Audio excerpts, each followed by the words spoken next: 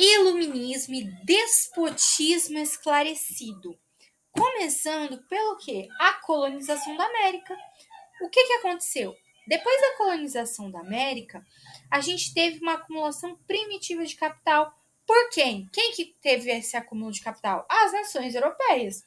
E aí houve o enriquecimento da burguesia, e esse enriquecimento possibilitou o desejo de alcançar o poder político e tudo mais.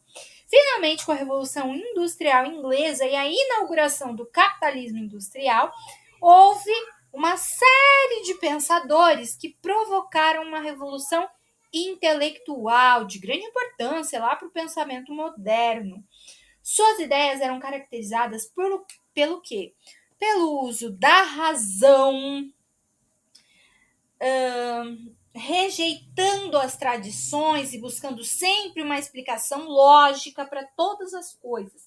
Essas novas ideias faziam vários adeptos que se julgavam iluminados por essas ideias, o que deu origem a um movimento que ficou conhecido como iluminismo ou ilustração, mas o mais utilizado é o iluminismo. Ao mesmo tempo em que os filósofos e os economistas procuravam novos meios para dar felicidade aos homens, faziam um ataque violento contra as injustiças, a intolerância religiosa e os privilégios. Era o século das luzes, que marcava o início de uma nova era a ser conduzida pela burguesia, que se firmara socialmente como classe econômica durante a Idade Moderna. Tendo tudo isso em vista, como que a gente pode fazer a definição do iluminismo? É uma filosofia racionalista, filosófica, revolucionária, de caráter burguês. Pensamento é uma filosofia racionalista revolucionária de caráter burguês, para não ficar esse filosófica, né? Não ficar essa redundância. Então, é uma filosofia racionalista revolucionária de caráter burguês, onde o pensamento burguês vai embasar as revoluções burguesas. A filosofia iluminista estava voltada para o estudo da natureza e da sociedade. O uso da razão, então, tornara-se indispensável. Como o homem fazia parte da natureza, Deus estava presente no coração do homem e tornava a igreja uma instituição dispensável. Então, não precisava da igreja, porque Deus está no coração do homem, e sendo suficiente ao homem uma vida piedosa e cheia de virtudes. Então, para o homem só basta a piedade e a vida cheia de virtudes, repleta de virtudes. Não precisa da igreja para o homem ser bom e cheio de virtudes. Os iluministas defendiam a teoria de que os homens eram iguais perante a natureza, então as desigualdades eram provocadas pelos homens e pela sociedade, e não pela natureza. Como existiam leis para regular os fenômenos da natureza, assim também as relações entre os homens eram reguladas por leis naturais. O meio no qual o homem vivia era responsável pelo fato de haver diferenças sociais.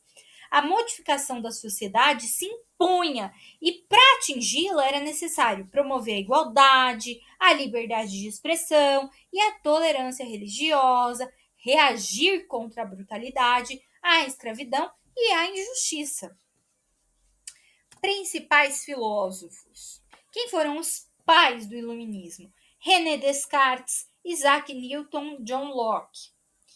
Bom, René Descartes foi o pai do racionalismo moderno. Ele falava que o conhecimento devia ser buscado por meio da razão e do método, que se utilizava da dedução matemática. Então, René Descartes falava que o método, o conhecimento, tem que ser buscado, alcançado por meio da razão e do método. Ele tinha uma visão mecanicista do universo em todas as áreas da ciência. O Isaac Newton, que também foi um dos pais do iluminismo, dizia que o universo tinha leis físicas que não variavam, eram estáticas e regiam os movimentos. Então, leis físicas paradinhas regiam movimentos. O que ele fez? Ele revolucionou o modo de pensar, rompendo as concepções medievais de universo estático. O John Locke, que também foi um dos fundadores do pensamento iluminista, era considerado o pai do liberalismo político. Ele falava que os homens tinham direitos naturais. Que direitos naturais eram esses? A igualdade, o direito à propriedade privada e a resistência à tirania. O homem podia resistir, o homem podia ter direito à propriedade privada, resultante de seu trabalho, é claro, e eles tinham direitos naturais, como a igualdade. E aí ele também defendia a ideia, o John Locke, de um contrato em nome de uma força coletiva e assim fazer o cumprimento dos direitos naturais. Dessa forma, os homens passam do estado natural para o estado de sociedade, no qual as leis são aprovadas por mútuo consentimento.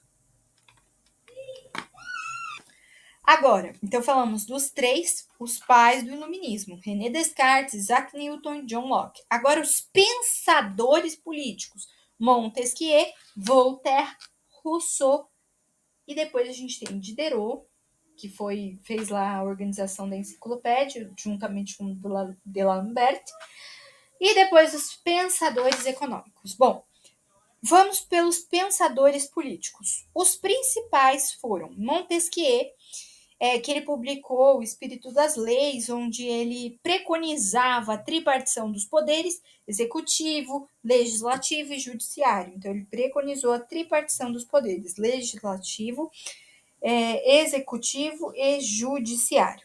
O Voltaire atacou violentamente a centralização do Estado absolutista e a Igreja Católica. E o que ele defendeu, então, se ele só meteu esculacho na igreja e no absolutismo? Ele defendeu o direito às liberdades individuais. Ele foi muito criticado, mas ele defendia a manutenção de um governo monárquico, com poderes limitados. Para você não falar, tipo, mas ele não criticava a centralização do Estado absolutista? Sim, o Voltaire criticava a centralização do Estado absolutista, mas ele defendia um governo monárquico com poderes limitados. Agora, o Rousseau. O Rousseau foi um democrata convicto.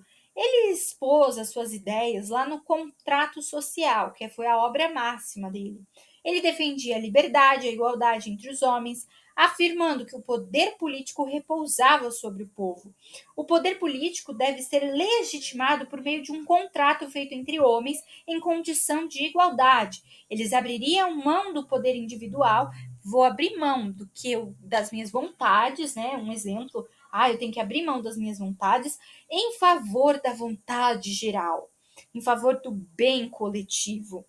Dessa vontade geral resultaria um governo legitimado e leis que garantiam a liberdade de todos os indivíduos. O Rousseau foi um pensador iluminista contratualista, para quem a sociedade resultava de um contrato artificial em que os homens renunciavam aos estados de natureza diante de vantagens, como o direito à segurança e propriedade. Ele foi um defensor dos direitos civis, da liberdade e da democracia.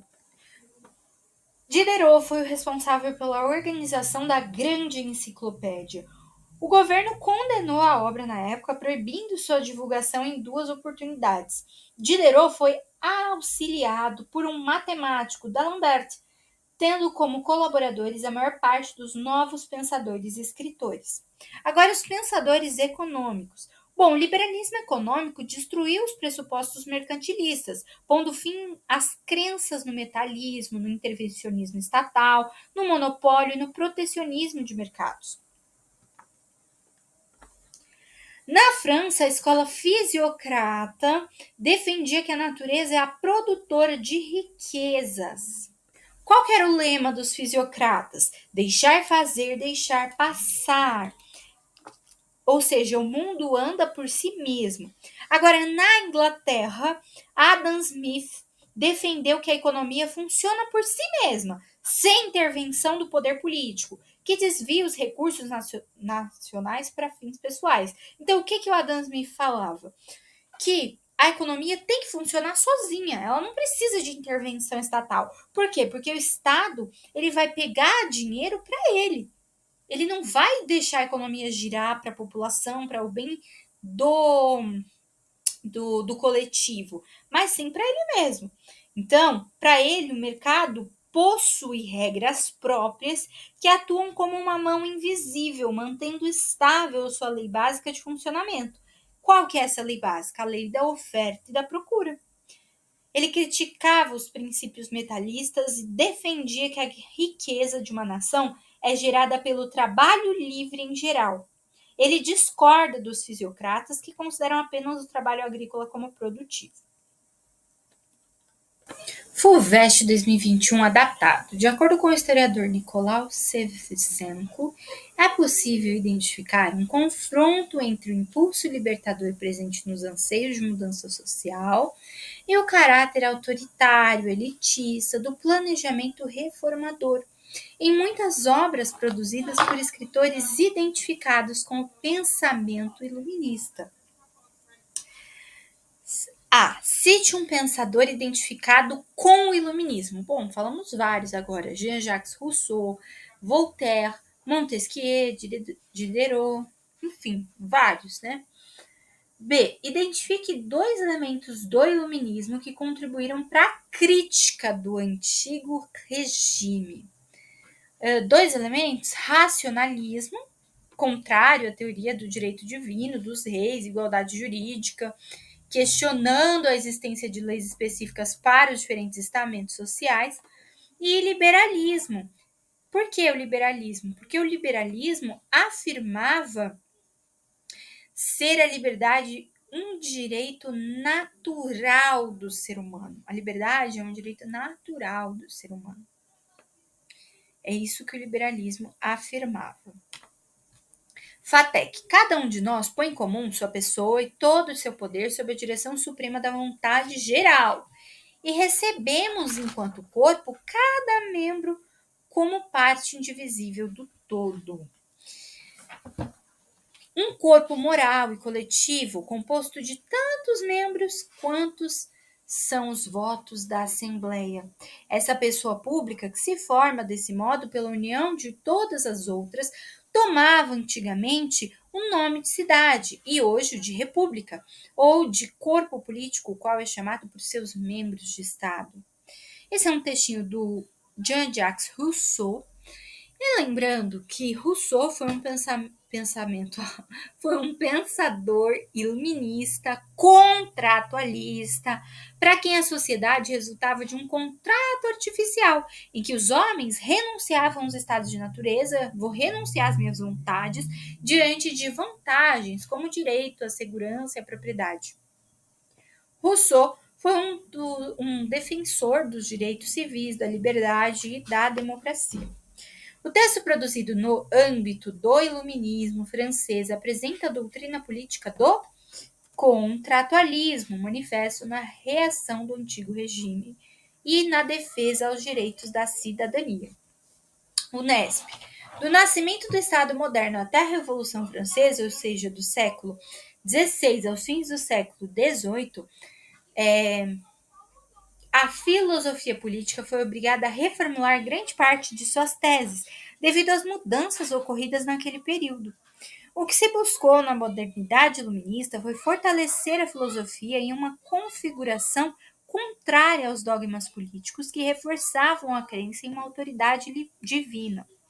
O filósofo iluminista Montesquieu, autor de Do Espírito das Leis, criticou o absolutismo e propôs a divisão dos poderes em executivo, legislativo e judiciário. Sim, é essa. Lembra que eu falei que ele preconizou a tripartição dos poderes para combater a corrupção moral, ou seja, a política monarquista? Bom, o Montesquieu, ele falava, né, ele preconizou essa tripartição dos 3 poderes, e ele pensava o seguinte, que as autoridades políticas tendiam a abusar do poder, sendo a concentração de poderes seu maior símbolo.